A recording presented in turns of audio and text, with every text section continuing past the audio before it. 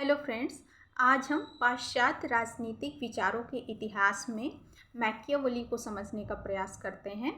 देखिए, किसी भी विचारक को यदि हमें समझना है कि उसके विचार एवं सिद्धांत क्या हैं, किस आधार पर उसने अपने विचारों एवं सिद्धांतों का प्रतिपादन किया है, तो उसके लिए ज़रूरी है कि हमें वहाँ की जो सामाजिक एवं राजनीतिक पृष्ठभूमि है उसको भी समझना आवश्यक है, क्योंकि कोई भी विचारक जो होता है, जो अपने वह विचार देता है, वह अपनी वहाँ की सामाजिक एवं राजनीतिक स्थिति से निश्चित रूप से प्रभावित होता है।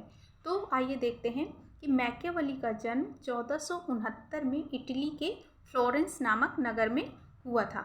उस समय की स्थिति क्या थी कि इटली जो था काफ़ी छोटे छोटे टुकड़ों में बटा हुआ था, और यह वही दौर था जब यूरोप में पुनर्जागरण का भी काल चल रहा था।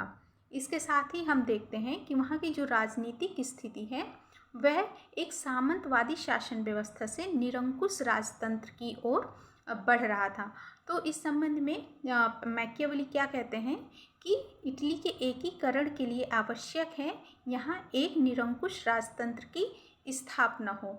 और साथ ही हम यह भी देखते हैं कि जो मैकियावेली के विचार थे वह काफ़ी व्यवहारिक एवं यथार्थवाद से प्रभावित थे। उनके विचारों में जो भी सिद्धांत थे वह वहाँ की परिस्थितियों के आधार पर ही उनके विचारों में हमें उनका जो दृष्टिकोण है वह दिखाई देता है। इसके साथ ही वे मानव स्वभाव की भी बात करते हैं। मानव स्वभाव में वह क्या बताते हैं कि मानव जो होता है वह स्वभाव से स्वार्थी, लालची एवं डरपोक होता है। तो इसलिए वह इस संबंध में एक बात भी कहते हैं कि जो व्यक्ति होता है वह अपने पिता की मृत्यु को तो भूल सकता है, लेकिन वह अपने पिता की संपत्ति को नहीं भूल सकता है।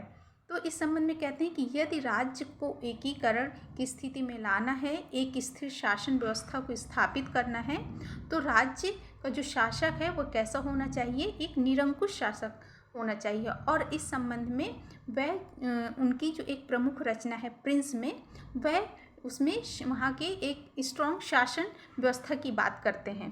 ठीक है, तो इस संबंध में जैसा कि हमने देखा कि मैकियावेली किस प्रकार से उन्होंने अपने विचार एवं सिद्धांतों का प्रतिपादन किया, और साथ ही उनकी जो महत्वपूर्ण रचना प्रिंस है उसमें उन्होंने किस आधार पर शासन को एक निरंकुश राजतंत्र के रूप में प्रतिस्थापित करने का प्रयास किया, जिससे कि इटली का एकीकरण हो सके और समाज में एक स्थिर शासन व्यवस्था की स्थापना की जा सके। Thank you.